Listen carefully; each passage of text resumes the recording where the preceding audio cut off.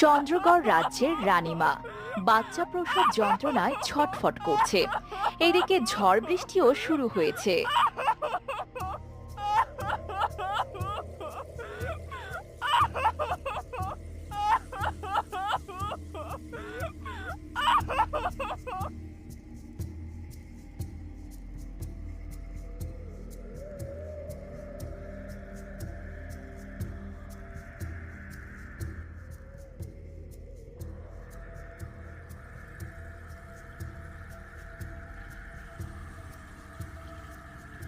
রাজামশাই, রানীমার অবস্থা খুব খারাপ।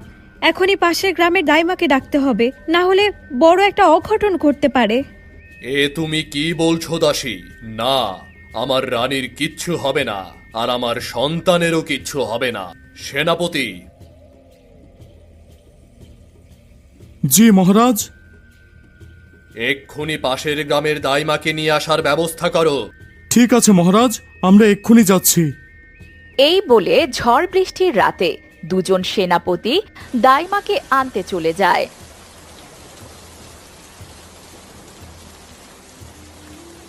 দাইমা, ও দাইমা, দয়া করে দরজা খুলুন। কে তুমি বাবা? এত রাতে ডাকছো কেন? দরজা খুলুন দাইমা। কি হয়েছে সেনাপতিজি?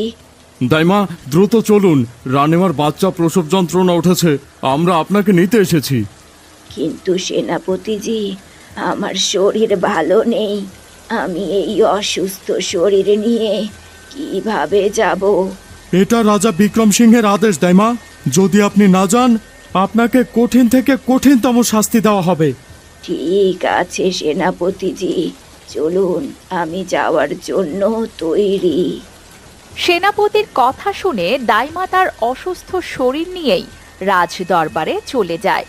এদিকে চন্দ্রগড় রাজ্যের মন্ত্রী রাজা বিক্রম সিংহ এর ছোট ভাই রানীমার বাচ্চা হওয়ায় অসন্তুষ্ট। না না না, এটা কখনোই হতে পারে না। আমার ভাইয়ের বাচ্চা হলে আমার রাজা হওয়ার স্বপ্ন কোনোদিনও পূরণ হবে না। শান্ত হন মন্ত্রীজি, অবশ্যই আমরা দুজন এমন একটা কিছু